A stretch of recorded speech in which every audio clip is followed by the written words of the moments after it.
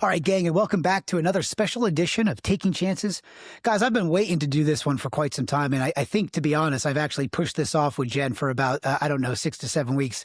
So coming in live today from either Michigan or Indiana, but I've got Jen Harb with us. How are you doing today, Jen? I'm good. How are you? Thanks for having me. Yeah, I'm doing great. Really excited to talk to you today, Jen, right? So Jen, for my folks that listen to this, Jen and I would argue that you and I work more hand in hand than anyone else on my team in combination. I think you've been fortunate or unfortunate enough to be next to me for the last 18 months. And I just can't really wait to kind of unpack, a lot about your background, my background, how we got back together, and really, what we're doing for hospitality, Jen, because I think, you're someone that a lot of folks that knows of your expertise, right? I mean, I think anyone from Bar Louie kind of just knows if they heard Jen Harb or they heard Shaun Coe, they either ran towards us or ran away from us, right? For good reasons. But what I'd really love to do first, just to kind of start off, Jen, is and I'm so curious for this, talk to me a little bit about your background, right? I've known Jen, so I guess to give context for the guest, Jen and I worked for about 10 to 11 years together at Sun Capital in Bar Louie. So Jen was my counterpart at Bar Louie. We're going to talk a ton about that.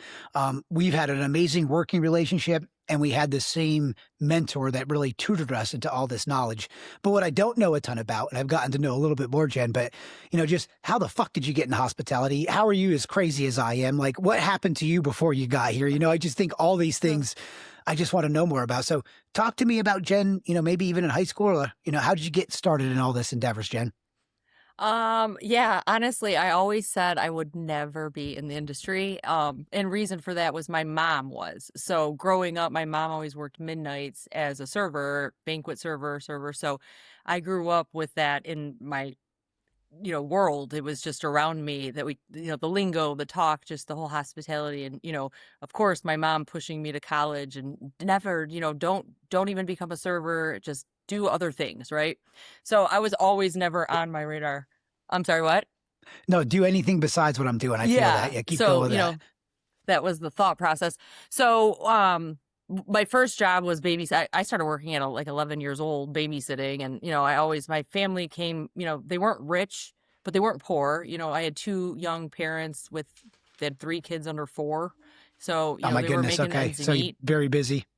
Yeah, mom worked midnights, dad worked early mornings, but, so they taught us the worth of money. We didn't go without, we got spoiled at Christmas, but still at the same time, if the fridge broke, we were scrambling to figure out how to fix it. So we understood the worth of money very well at a younger age. And, with 2 parents working full time, at 11 years old, I got handed a laundry basket and said, hey, you want clean clothes, wash, here you go. Let me, stood me, my brother and sister in a line and said, let me teach you how to use the washing machine. Let me teach you how to use the dryer, So we were learned that if we wanted extra things that, we had to do chores and we had to do things that, raised money. And then when chores didn't, didn't give us enough to do what we wanted to do, I started babysitting. And when I saw what I could make on babysitting and all the things I could do and all the candy I could buy or whatever it was back then, you're young.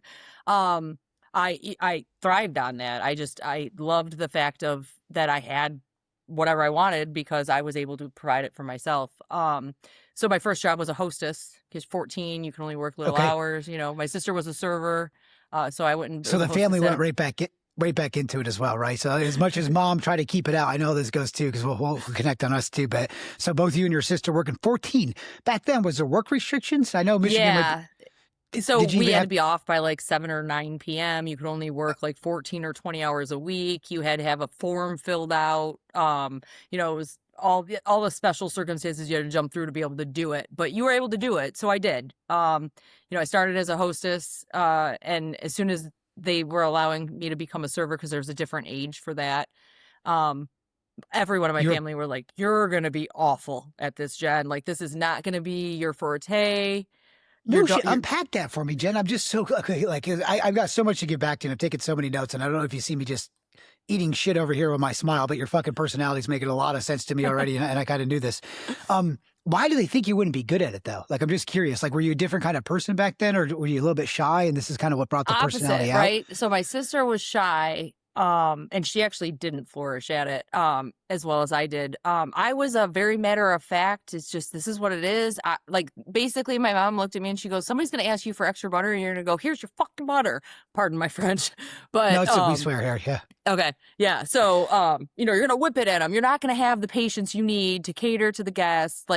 I wasn't a patient kid. I was constantly the kid that got straight A's, but talks too much in class. I got bored Same. easily. It was, Yep. So I became a server and I immensely excelled at it. And I learned how quickly I could make cash right then. That was what killed it, right? You could literally be broke and be like, hey, do you want your shift off tonight? And you could create an entire night for yourself that you didn't have before. So I did it for years. I worked at quite a few places. I didn't work at any mom and pop shops. I worked at all corporations. Okay, I was going to ask you that too, because I mean that was kind of my start. So, what was do you remember your first job that you had? What was the concept? It was Bill Knapp's. Bill Knapp's. Okay. Yeah, it was Jen, it was like a Michigan-based concept. They're closed now, but we used to call it Heaven's Waiting Room because you used to have a coupon. It was $5.99, and you got an super salad, an entree, a dessert. So it was $6.35 for them to come in and get their water with 17 lemons and sugar. And then if it was your birthday, you got how old you were percentage off your tab. Yeah, so, I want to tell you this story real quick. My first serving job was Perkins. So I don't know if you knew this about yes. Yeah. But so we had this thing I just wrote down, Heaven's Waiting Room, blue hair special. The special that you just articulated was literally what gave me anxiety to go in on fucking Sunday mornings at Perkins. And then again, I was one of two male servers, and I was going to I don't even think you knew this about me. I went to Penn State Hazleton for 1 semester when I was dropping out of school and dropping back into schools, right? It's not one I talk about too much. So I'm working at Penn State Hazleton, the midnight shift, as one of two male servers with all drunk people, right? So, I mean, just imagine right next to Wilkes-Barre, Pennsylvania. You've got all the bars that let out. No one wants to see a 19-year-old, skinny, scrawny guy, because I was just skinny and scrawny back then. So, people were still smoking, coming in. And then I would work that night shift. And I would usually go back in for the blue hair special. But I want to, before we go into the next part of your career, man, because the folks that have worked with Jen, I don't have to articulate this. Any of my clients that are out there know, if Jen Harb's in your fucking store, look out if there's anything wrong, and you're going to be excited because you're going to be super profitable. And Jen has been this way since the day I've known her. And I'm going to call myself out because I want to say this publicly. I was terrified of Jen when I was a younger man. Not because Jen was bad, because I was an insecure little bitch. But Jen was one of the best new store opening coordinators that I've ever seen. The best, still to this day. One of my counterparts, who I love near and dear, is probably going to be on the show.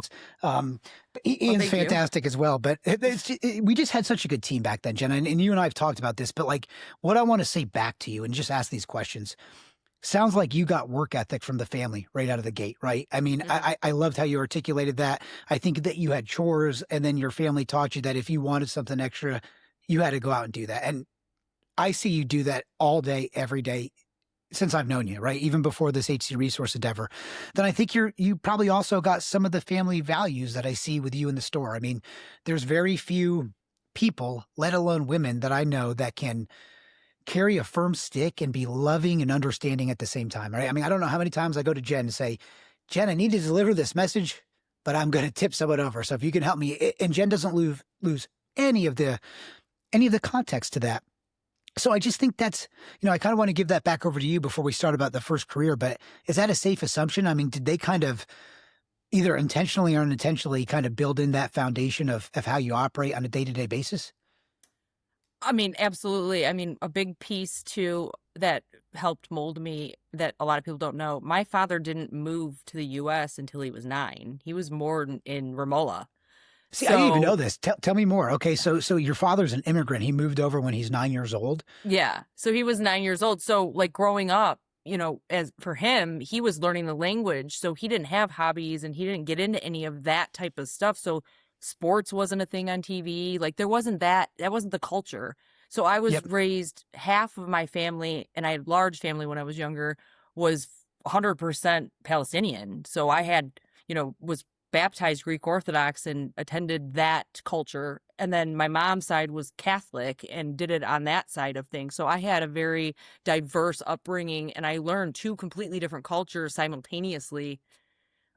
which I think You were helped. so prepped for hospitality for this, man. I don't mean to interrupt you, but holy shit. Yeah. So like two of the most like East-West like kind of cultures, right? I mean, literally in the household. So, and obviously your parents are loving and great stuff like that, but what that had to give you such a different dichotomy, even in school, right? I just got to think that gives you a little bit of a different personality, learning how, like, those are two different directions that you kind of built together into one person, right? I mean, I'll say that if you don't, I don't want to speak for you, but No, just curious. 100%. I will say, and you know, on the Arab side, the culture, the values are so strong, and you know, the traditions and what's right and what's wrong, because it's just right and wrong, is so much stronger Yep. than my American side. You know, I'm German, French, and Irish, so a mix of a bunch of things, you know, on the side, but you know, US bound. But it just I learned of such appreciations for such smaller things from my dad's side of the family, to the level of respect. What respect was, you didn't call, you know, my mom's side of the family had cousins, you called them by their first name. My dad's side of the family, you had cousins that were older than you, they were aunt and uncle. Like, that's just due to respect. Like, It's so just a I respect got thing. a Yep. nice roundabout understanding of what I valued, and I got an opportunity to learn something that a lot of people in the US don't have. And I, you know, as I've traveled and, you know, grown up and become an adult, it's amazing to see the different cultures in the different countries and how And people you've been I mean, and it's all, beliefs, you know. it, it all makes so much sense. It all makes so much sense. And I love getting to know some things about you that I didn't know. So I think to hop back in where we were before too. So you're serving, and I'm assuming now, I mean, I don't want to assume, but it sounds to me like you probably followed that path up into management next. But what did the next couple No. transition? Okay, tell me about this, because I kind of want to go right from like where you were before you and I got together, and then we'll go back into, you know, all that great stuff that we did too. No, I was offered management at every place I worked at. But I declined it. I just knew that I was like, I would tell them at 15 years old, they were like, "You want to be the manager?" No, I work half as many hours as you and I make double. Like, I'm not doing that. Really what pulled me into management was Bar Louie. Because I did serving jobs. I mean, throughout my growing up, I didn't just serve. I was an office manager at a real estate office, at an inspection company. I was assistant for my mom. I did, you know, I was a house cleaner. Like, I had a bunch of different versions of jobs. I held 2 jobs generally at all times. All times. Yep. So there was a nice mix of it. But I never wanted to. But when I got to Bar Louie, it was a different culture. It was managers bartending. It was, you could still make an impact and make the shift run, but you could still make your money and have the regulars and the fun it was to be the bartender. So that's really how I shifted into management. I'm not sure if I would have if it wasn't for my time spent with Bar Louie. I was there for about a month and a half before I became a key holder, begged to be a manager. How'd you get hired by them, Jen? I mean, because we're going to talk about like the promotion too, because it's from some of the same people. But I'm just curious, like, was that just another like hot corporate place that opened in the town, or like did you get referred or anything? Or actually, I worked at Fox and Hound Bailey's for 3 years before that, and I worked with a gentleman named Jason Pack. We called him J-Pack. He actually worked at Bar Louie. I happened to be taking the day off of work to go look for another job because I was unhappy with where I was at the time. And he happened to call me that morning, and he's like, "Hey, we're hiring a bartender. We're not allowed to hire our friends. Don't tell them you know me. Come in and apply." So I went in and applied, and I was getting back into my car, and he called me, and he's like, "What's up?" And I was like, "I just had the interview with Jen." He's like, "Where are you?" And I was like, "In my car, I'm leaving." And he's like, "Get back in here." And he threw a file down and had me fill it out. So she hired me technically because we did it all. But then I got hired to be the daytime bartender because their daytime bartender did a god awful job. And so I was working 40 hours a week, Monday through Friday, and I made like $300 in 40 hours. Yeah, I'm sure Bar Louie lunches were no better back then than we've, you know, we'll talk about this again too. But yeah, so Yeah. you went from making a lot of money to probably like, hey, this is a cool concept right now, but like WTF, like what's going on? No, I knew everybody, because everybody was asking me. They're like, "What are you doing?" And I'm like, "I'm not an idiot. The bartender sucked." I was like, "I have 8 cocktail tables, 2 community tables, and a bar rail that seats 40 people. I just need to build. Like, I'm from this area. This is where I grew. So Oh, see, I love give this. So me some you time." went in Jen Harb at 40 at whatever age you were there, right? Like just fucking give me a couple minutes. Keep going. Yeah. Keep going. Yeah, I left, by the time I left off the morning shifts, I was making $200 to $300 a shift, giving away tables because people were requesting me. I was really good at building regulars. I loved making people's day. I loved going above and beyond. I knew everybody's names. I knew everybody's orders that had the same orders. So it wasn't hard to grow my own business. So I did that. She still does today, guys. I'm going to interrupt you. As a VP, like I'll be in Carmel and she's walking around like that guy drinks a Budweiser and just get the drinks. I mean, so I don't think you've lost that. I mean, you're not behind the bar by any means, but I think you still know what they get. So talk to me about the promotion, Jen, too, because like one of the things I don't want to do in this, because Jen and I know each other real well. I would consider you like one of my best friends or sister, right? I don't think everybody knows, right? So this is for a lot of the guests that haven't known Jen Harb and Sun Capital. Let's just talk to people, because fuck, Jen, everything that company's still using, right? From all their deliverables, Jen Harb made. That's also some reason why they had some struggles. You guys should update some stuff. I'll make sure I send them this episode. I just really do. It's about 7 years old, guys. It's all good. But yeah. Well, I think you touched all of it for sure. I mean, I 100% touched everything.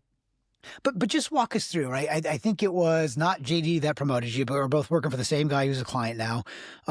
Just talk to me about how that, quick run kind of into from Jen, the bartender, building zero rail to, $300, $400 shifts to probably within 18 months. I think now you're opening every fucking store in the company. Yeah. So it was quicker. It was actually pretty interesting. It was a very random route.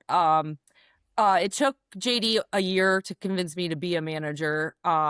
When I finally did become the manager, I did the 3 weeks of training. 3 days out of training, I got a call it was Jeff Lloyd. He was the vice president at the time. And JD was on the phone, and there was 2 other MITs on the call. And Jeff was asking if we could go to one of their locations to help out. They had an issue. They were replacing their entire bar, and they needed a revamp. And wanted to see if we were willing to go. It was on my birthday. I already had a plan. I was supposed to be in Put in Bay with all of my friends. I planned it, and I get this call. So I call my friends. I'm like, guys, I'm not going. I'm going out of town for work. I just got this opportunity. I'm taking it. So I went and I did that. Okay. So I went and did that opening with one other girl. And then from that opening, I'm sorry, it wasn't an opening. I lost track there. Going to recalibrate though, right? Basically, so they're turning the bartenders over. I think you said. Yeah, so there was an issue, so I went in and did that, and then as soon as I left that one, JD called me and he's like, "Hey, can you go to Boynton Beach? I need coverage for Ian Welby, actually. He's going out of town." And I went and did that. And when I was there for that, they were doing P&L reviews, and I spent 15 hours calling everybody that I knew in the company to help me figure it out because it wasn't accurate. So everybody got to know me that didn't know who I was before then because I had a task and I didn't know how to do it. So I figured it out. So I did that, and then I just kind of got shipped around for 6 months. And then I met Jeff at one of his locations, sat down with him. You're talking young, green, just became bartender to manager, never really managed a responsibility or had accountability because I kept getting shipped around, and sitting there chatting with him and just very, very bluntly explaining what's going on in all of the units that I've been in. And he was very much appreciative because 0 people do that. I'm sure he was. This manager needs fired. Like, keep going.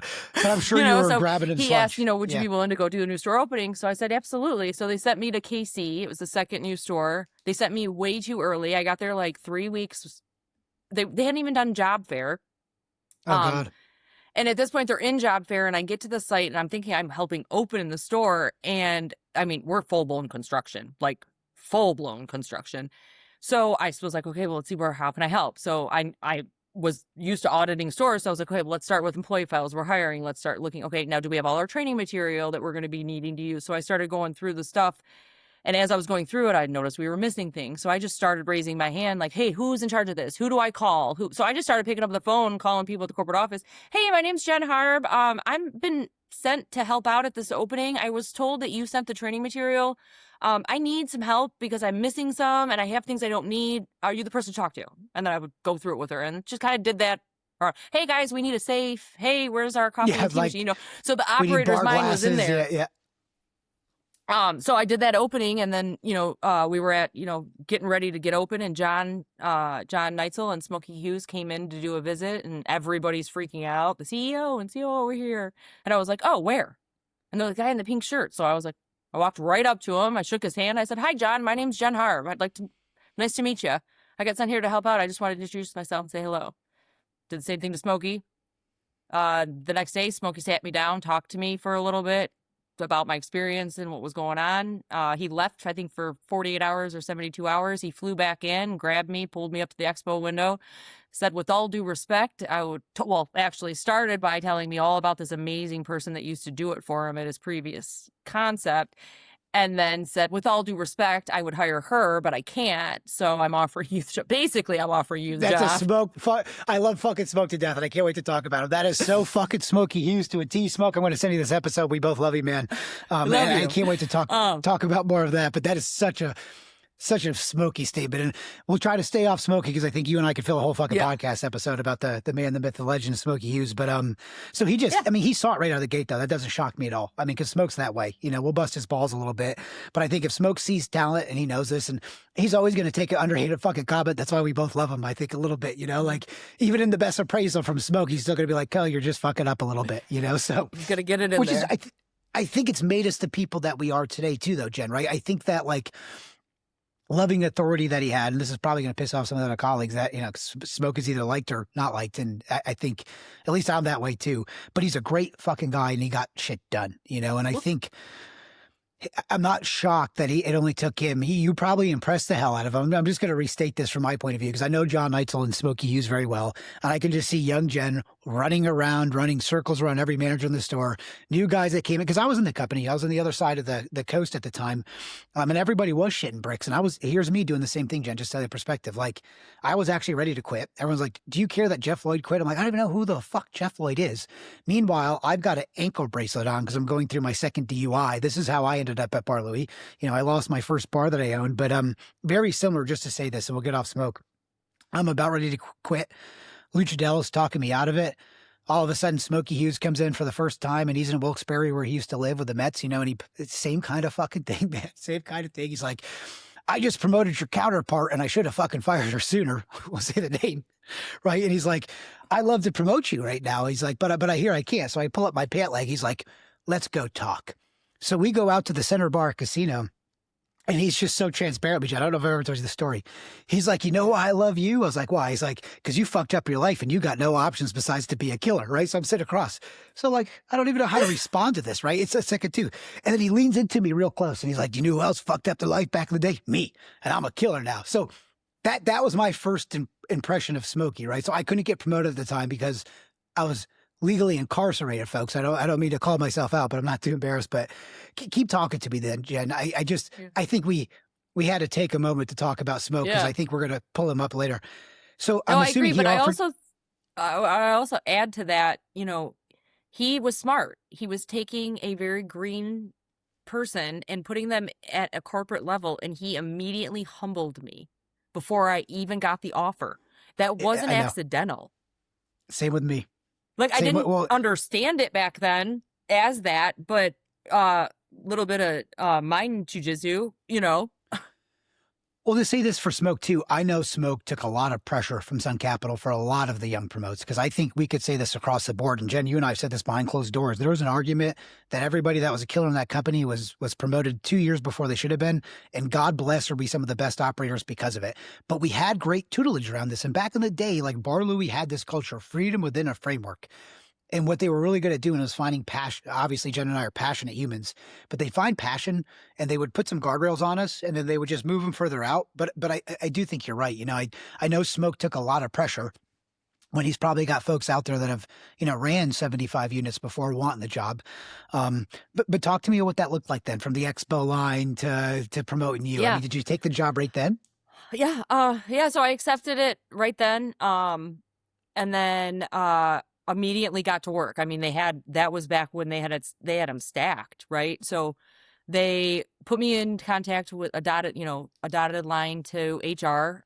Smokey was technically my boss, but my dotted line was Nancy Donahue in HR, and she basically was my heaven sent, God sent of a savior, because she knew about as much of it as I did, but she was the same. If she did, she'd figure it out for me. She was always there. She made that transition as easy as it could have been. in the way it was, right? So I got promoted, and then our director of purchasing at the time quit. So we didn't have a sourcing team. Okay, And keep going. we had nobody in charge of anything new store opening when I get this job, and I get handed this new store opening guide for at Don with like 1,030, no, I think it was like 75,000 back then. Every dollars SKU, worth right? of Every SKU, like things, here. every SKU. Yep. I sat at a computer for 24 hours probably combined, looking up every item number in Ed Don to figure out what it was so I could understand what I had to manage. Because when I was at the previous opening, I was refusing. I think I refused $15,000 from the truck as they were trying to unload it, telling them, I don't need that. Take it back. I don't want that. Like, I don't know why I have 42 mats, but I'll never use them. Take 20 of them back now. So I had to figure that out because I'm in charge of it now. Well, even then, those parents' values are coming back out. And I mean, I'm gonna call us out when we get to our endeavor. You know, I mean, you scrutinized us spending like 15 pennies before. You know, and I'm just like, what the fuck, Jen? Like, you get off my hat. I mean, it's great to do, guys. Don't get me wrong, but Jen is not afraid to manage in all directions, right? Like up, down, left, right. Well, I had to think of this role. You protect the truth, though. That's what I love about you, Jen. That's why we get along so good, right? I mean, there's a right and a wrong, and I don't think even to go back to what I think you got it from your Palestinian family. It's like there's a certain level of respect that you always given to people, but that respect doesn't necessarily mean that you don't use your voice. And I feel like that part of your culture has probably enabled you to approach conversations in a much different way, where I think most people are paralyzed before they even have it. I mean, Jen will go up to a CEO of anyone from the time I've known her, and if something's wrong, like, God bless you if you got a fucking title, because if it's wrong, you're going to hear from Jen. And if it's great, she's going to praise you. I've always respected that about you so much, Jen. I mean that from the bottom of my heart. Not many people, and again, I'm not trying to be sexist here, but let alone women are just can carry that level of authority and do it with grace, you know. And it's something that I did try not to do. Start that way. Well, neither. I mean, I'm still working on grace. Probably yesterday or today, you know, Jen. I'm sure you're going to give me some feedback, but So talk to me a little bit, because I know all this, and I want to make sure that we get into some of the other portions, because otherwise we're going to, like I said, we're at 30 minutes and we're just going to talk about our past. Talk to me about how many new store openings you did, right? So I know you became the vice president of new store openings. We did. Just talk to me a little bit about like timestamps on how many units per year, and then how many years total that you were doing that. Oh, wow. Well, the first round I did 6 solo. I did 12 total the first year in 11 months. So that year I was home 22 days. I was in hotels other than that. We averaged 8 to 15 a year. I think my number landed at 64 openings that I personally was there for and opened. I also supported franchise openings, so I'm sure I've had my hand in over 80 to 100 openings. What else did you ask me? Sorry, you asked a few things. And then you did that for about 10 years, right? I mean, total time at Bar Louie in that role. Yeah. I would say about maybe even a little longer than 10 years. About 11. But it's hard to explain how long I did it because I didn't necessarily have the title for the whole time. Bar Louie, as the smaller growing brand it didn't give us the infrastructure that was needed. A lot of us, like would pick up hats in multiple areas that we didn't have to, but it was what was necessary to get to the next level. And with being in the new stores, that meant every department for me. I had to have my hands and hat in everything. So, I mean, because you've touched everything from systems implementation, crunch time rollouts, inventory systems, POS, redoing HR, AutoCAD marketing, decks, you name it. I mean this guy. Also, just menu, to state too, I was in charge of development, like blueprint review. Like if you think of what it takes to open a restaurant, I have touched every piece. And you were also on the think tech with us, I believe, of like the original GMs when we created most of the happy hour, right? Were you not on that? So I wasn't actually ever a GM.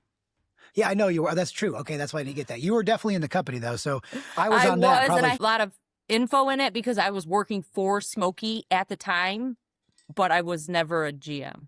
I got to skip it, even though everybody told me I wouldn't be able to skip it. Best things we've ever done, and we definitely weren't running 8 to 14% discount lines, so I know it's possible. But I want to transition real quick just to kind of like what brought us back together. So from my perspective, Jen, and you probably never do this, or maybe you did, my first endeavor after Bar Louie as my first time consulting for my company was Fox and Hound. So that's just weird to me that you left Fox and Hound to get to Bar Louie. I left Bar Louie to get to Fox and Hound. So, I was gone. I think the guests know a little bit about me, but I left Bar Louie. It was one of the hardest decisions I made because I don't know if I've ever talked about this publicly. I absolutely loved Smoke and John, like two uncles. Still close to Smokey today. Probably going to give Neitzel a call after this. Honestly, just thinking about him right now. But the amount of tutelage, love, discipline, frustration that I had all at one time into that concept, like, man, I can make an argument that I should have paid those guys for the real college education that I got out of that. Cause that was my first, I owned a business. I was different than you, Jen. I didn't have a lot of big corporate jobs. I worked for the Dirty Bird, Red Robin. That was probably only my corporate experience. I was a field service tech, so this will make more sense to you. Like, so when I was in high school, I was doing computer installation and trying to learn software. So that might make sense in some of the endeavors of kind of where we sit now, right? That was my original curiosity. And then similar to you, I just fucking couldn't make enough money doing it and go to college. So serving at Perkins, it was. But when I left and did FAHU, was able to exit that. And, Jen and I don't want to say we lost touch, Jen. I mean, we were not unclose. I think we became pretty good friends, towards the last Mexico GM conference, if you remember that one. We were smoking guys, not the other thing, just in case you're getting getting some ideas. But I would say we probably lost contact for 4 to 5 years, at least the time I was overseas. And then I think you and I just got back together. I mean, I'll let you tell your perspective. I know I reached out. I think it was about almost 2 years ago now, or 18 months, give or take. I don't have the exact date, but maybe just tell me your perspective. I mean, so I'm out here doing everything and then got HC Resource going. That folks have heard enough about that. But how did you and I get back together? Yeah. You actually just reached out to me out of the blue and said, "Hey, I heard you're not with Barloo anymore. I'd love to chat. Give me a call."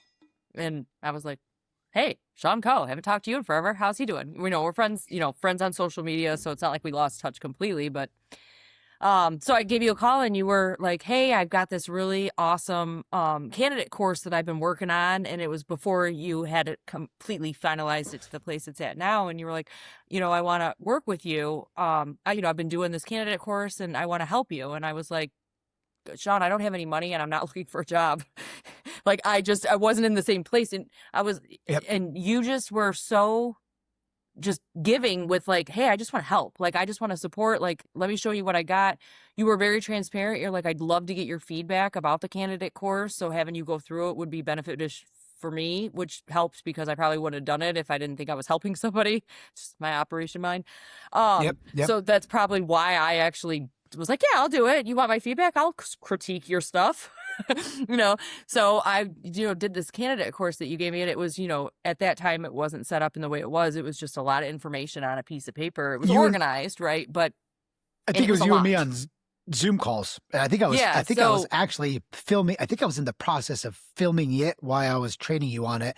And I'll just give you my perspective. I mean, I saw the toggle on LinkedIn, so I knew times had changed. And, just at HC Resource, guys, if you don't know much about recruitment, there's it's a thing called MPC, most placeable candidate. We tried that for a little bit, Jen, when you're here. It's just not something we focus on. We focus on getting great clients and then finding the right folks for there. But I just wanted to give something back because, right before that, I was talking to Jerry. Jerry was going through some transitions. I was talking to a lot of people, Jen, that were killers at what they did. And this was right after the pandemic, and everyone was just struggling to get back, back on their feet. So I'm like, let me just put together a bunch of best practices because the hiring world looked a lot different in the external world than it did when I was with Sun Capital. You know what I mean? So I was just like, man, this is a lot harder today. So I truly, I know you know this, but to say to other folks, I didn't know where that call was going to go. I just knew that Jen would be a great student. She works her ass off on anything, and you're fucking direct. So what I didn't want from people around me was like, "Hey, Shaun, this video is good." It was the first time I did it. I knew some of it probably sucked. So I just wanted someone to give me direct feedback. But I didn't expect where it would go. And I mean, so yeah, I think you started doing posts too, right? We started getting you posting a little bit, and that's kind of when some of the...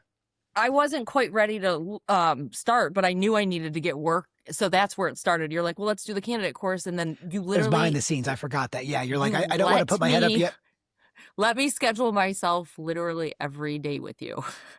I think you did. I am that person. And I did. You told me to, and I did. And you actually led it. And you were on all these calls with me. And I'm very grateful for it. But yeah, we spent probably 3 months, probably it was that averaging long, 3 times a week, 30 minutes, just reviewing parts of the candidate course. We didn't start it from start to finish, from beginning to end, but we took parts out of it. I had you focus just on the content, right? If I remember, I'm going back. I think I was like, you don't Yep, need to we worry about the focused CV. 90% of it was the LinkedIn content. You know, we focused on my resume and my presence and what my LinkedIn said. But then you introduced ChatGPT to me, and you introduced how to utilize it to gain traction on what I already had going, right? Yep. You didn't teach it 10x, to not me as, replace work. yes, it was Yep. more, hey, you are awesome, but let me show you what it's going to take your resume and do for you just by you telling it what you want it to do. And it was really eye-opening to me. And I got excited about it. So I started, you know, you got me interested. I started posting, and I got a lot of traction. I mean, I wasn't even looking either, right? At the time, I was just trying to post and get myself out there to lay the groundwork so that when I wanted to go look, I was ready and I had a good place to start. And I ended up getting 2 job offers, or not, maybe not offers, job inquiries to do some consulting work. Someone I'd never met, and then someone that used to be one of my franchisees when I worked at Bar Louie. And you were a godsend because all of this was new. I had no idea what to do, how to do any of it.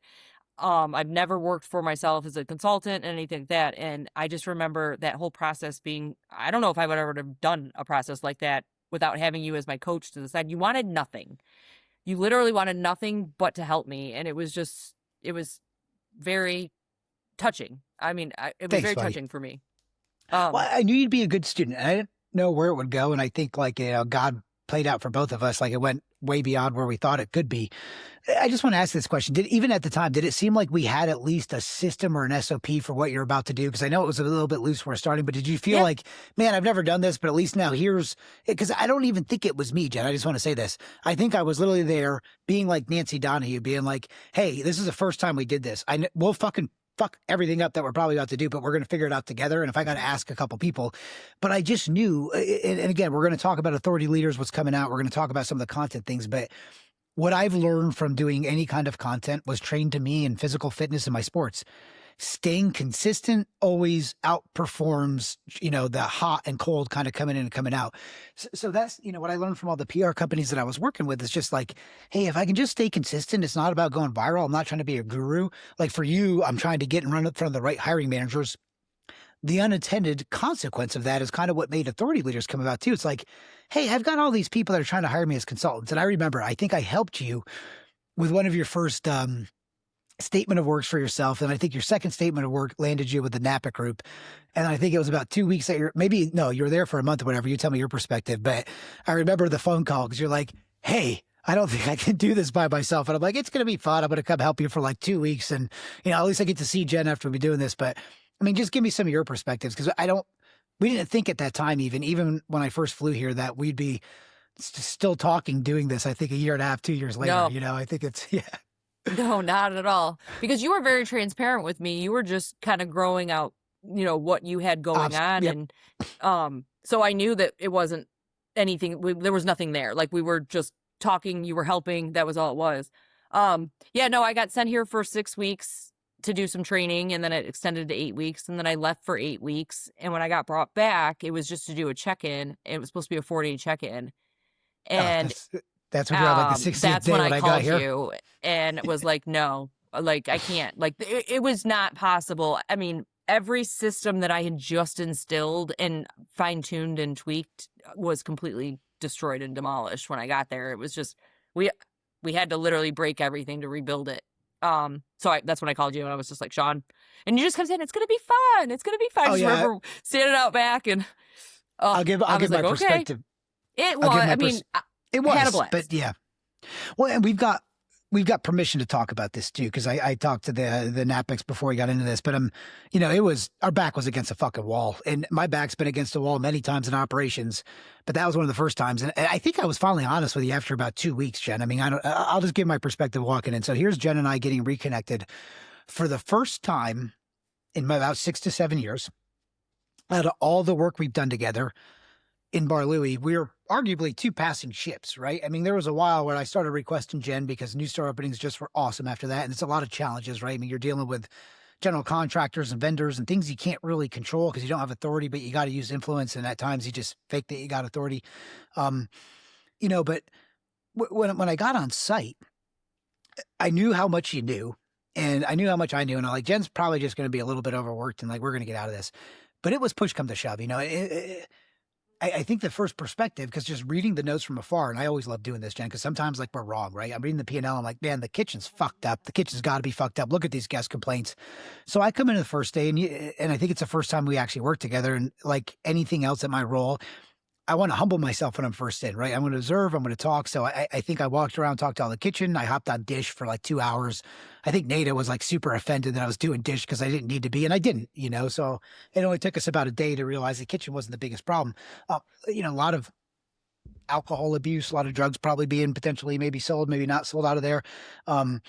But I think, we were probably in the third shift where I did end up on the line. And that was when Jen first was giving me some feedback about my spec. So here I'm still in operations, guys, but I've been out of fucking restaurant for like 7 years. And when I say out, I mean, I have not been in the industry. And when I was last in the industry, it's a senior director to a VP level. So I'm hands-on, but I'm not as hands-on as we were for 180 days in a row. So there was a time I'm going to talk us up because this is some of the work, Jen, that I've been the most proud about that I've ever done in my life or my company's done. And I wouldn't be able to do it without you. And here's Jen and I, who have not worked together in 7 years. We have not spoken besides about content. We are fixing a store that has 4 managers, 3 of which are hammered 24/7. So we had to break it to fix it, and we were honest with the owners. I'm like, hey, it might be fucking better just to close this, but we can fix it. I just don't know if you can afford the fix. So now they've got 2 separate consultants, right? Because there's Jen's charge and my charge. We're not on the same team yet. And I just think I just want to say this out loud so people know this. We ran 2 units, removed all managers, and Jen and I ran a $4 million store through 4 months of the busiest season with not knowing anybody, and we absolutely crushed it, Jen. Now, there was moments where I was going out back in the hallway and probably crying without your knowledge. You know what I mean? The first time I was like, Jen's right. It's not fun at all. This is not fucking fun. But I do just want to talk about this a little bit. I mean, you and I went right back to what Smokey trained us on, right? And I just think you and I both talked about this, like The basics. even though we hadn't worked together really hand in hand ever, but you sat down and we would do the same thing, like if we were doing a new store opening for Bar Louie, which honestly, Jen, I've stolen everything out of Smokey's head for every SOP that I have, and probably some of it from you too without realizing it, and it was just so great to sit, like, I'd hear you talking. I'm like, yeah, like that's what we're going to fucking do. And it was just, I felt like I was talking to Smokey, and I knew obviously I wasn't, but I feel like you felt that way too. And it was just so cool to see his like tutelage that impacted us. Yeah. Like that influence was like he was at the table with us, even though he wasn't, and I mean, I'll give it back over to you. I know I've been going on a TED Talk. I get really passionate about what we did there. No, I 100% agree. Like, it's hard. One, it's hard to work with somebody you haven't worked with in a really long time to begin with. But then on the other side of it, it was very nice to see how much we were so alike in our leadership ways without ever physically working together in the decade we were together. Because like you said, we were ships. I would open the store and then leave it, and you would take it over, right? We had a little bit of crossover, so we did have some work together, but we were never, not like we did here. I was never in the same meeting as you with Smokey. Like, we weren't mentored not the once. same. No. Yeah. Like, and he might have even put us at battle a little bit to make us better. I'm just thinking about this right now in this moment. I mean, I don't think he put us at battle, but he would fuck with me if you were going to come to the store, right? I think there was a time at battle with me, because he never put me at battle with you. I definitely needed that too, so thank you, Smoke. I mean, I wasn't battling you for anything. He's like, I'm going to send, well, no, it was just, he would say things like, I'm going to send fucking Harb to Audio next instead of, so I would just, it was things like that, I'm like, fuck you, Smokey. I love like, my how shit's he knew. Up. Oh yeah. That the other, like, that mine were true. I appreciate that, and that all is his fault, right? Because when he sat me down and offered me the job, he asked me the question, and I didn't even know what it meant when he asked it. He said, Jen, what do you hang your hat on? And I was like, what? What do you mean? And I was like, what do you hang your hat on? I don't wear a hat. I'm a girl. Sorry. And he was, and he said, high standards, I think was his, and that he won't ever falter the standard. And, he made me think right early in my career, what did I want to hang my hat on? And, over the decade, I think safely, if you asked, I don't know, well, let me ask you, what would you say if you were to pick what I hang my hat on? What would you say? Standards. I mean, standards and get shit done. Yeah, well, they go hand in hand. But I mean, even when I'm sorry to say this, and this was definitely cool to say because in operations, guys, there's different skill sets, and I would say Jen's skill set is like a wide receiver. That's like it's got to know 16 plays, what the lineman's going to do, right? And I'm a fucking middle linebacker. I'm going to smash you in the face, and then I'm going to smash you in the face again, and then the next play, I'm going to smash you in the face if I can catch you, right? So it's like it's a little bit of a different process, if I'm going to be honest, but it's very similar, and I just think that tutelage he gave to us, and then also our homogeny in the store. I mean, I'm just going to give a couple call outs because we're gonna go way over in time and just talk about barley, which is great. I mean, I love this conversation, Jen. But a couple things that really made dear dear. I knew for a second when we were working our asses off like that, and Jen and I decided to work on Thanksgiving to give the managers off, right? Or we went in and opened to give as many people off. Like we will work our tails off, but we also the thing I respect about Jen the most is just your people would run walls through you, run through walls for you, not run through you. And it's because you had those high standards, but you also held them accountable, but you would walk them through the process if they needed it, And I've seen you do this live in the last 2 years. I mean, we have turned over, just like we quoted, it was about 150% turnover, almost to a T to fix that. I had some times where you were gone and get you back in and I mean, we took those units, guys, just to say this publicly, from losing $45,000 a month to profiting multiple, at some months, 6 figures between 2 units. And I mean this from the bottom of my heart, Jen, just to say this so much recorded, like I could not have done that without you. That was not fun, but what I did with you was a lot of fun. Do you know what I mean? There was a lot of moments of just, I think Laura hated me. We just, I should say this too. We went through a hurricane. So here's my wife in an Airbnb. Jen's in a hotel. No future for known. This was truly a risk mitigation contract. I'm like, Jen, you want to stay in a different hotel and just try to do this for like the next 6 months with us? And we did, and that led us together. But I want to talk a little bit about today, Jen. Obviously now we've got some ops management contracts. We got a couple units that we're operating. We've got some contracts right out now that looks like we could go to, 5 to 15 more. We've got Ascendium. I'll say that. I said I wasn't gonna. We're by Monday or Tuesday after this episode comes out, opspitality.com is going to be a thing. It's a full automation AI solution platform that we're going to revolutionize what's happening in hospitality. I'll start this off, Jen, because I know you're asking about some context. What I would say that what we're really doing it through HC Resource and Ascendium is now having the 25 to 50 years between our team together, where we've done over 400 new store openings. We've made people millions. We've seen people lose millions and we've saved them from themselves. We're now kind of coming in with some of the better solutions to say, hey, you're leasing your data.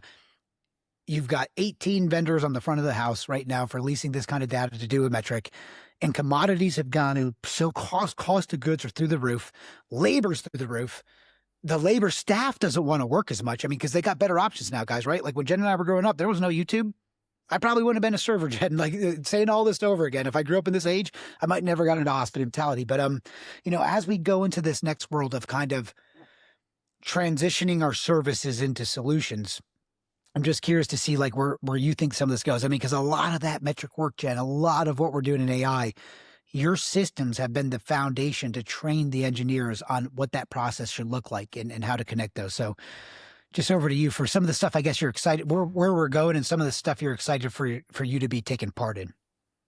Yeah, no, what excites me most about building is the opportunity to take and combine operations with the systems, right? So I think that's what got me really excited about this whole project is you and I identified a need, right? I watch Shark Tank all the time. And how many times do you hear them say, what are you solving for, right? Yep. A lot of what all of what you're creating in all the different facets that we talk about. And I know we're in beta phases and quite a few different facets right now, but it's all out of a need.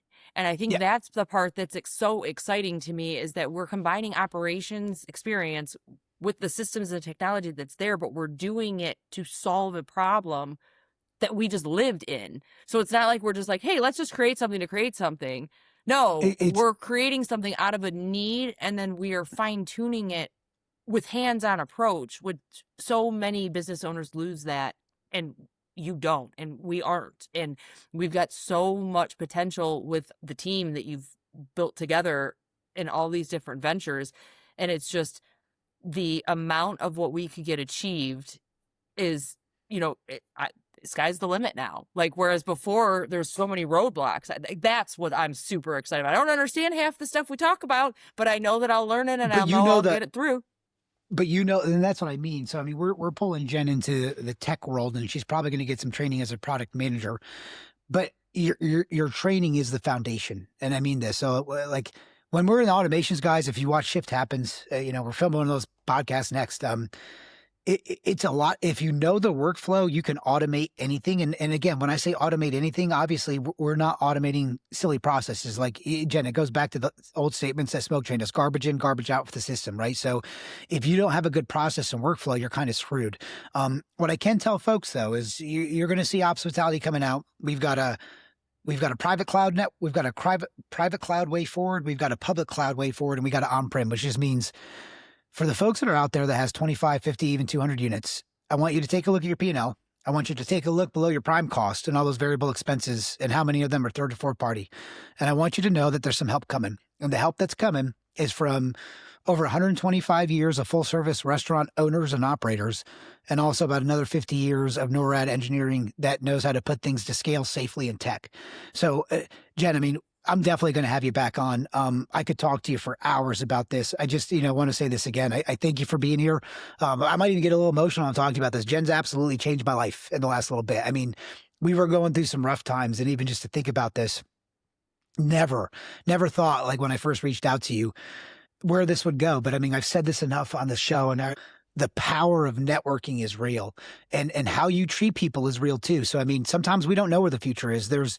If you've done well, send it back down. I mean, Jen, I think this is something you and I are both big on. If you've gotten to the top floor or the middle floor, send the elevator back down, and don't be afraid to take a phone call, and don't be afraid to say yes. But Jen, I'm going to list all your socials below. We're definitely going to be doing a lot of webinars very soon, so I'm glad you got on the show. But anything you want to leave the guests with before we come on for another one?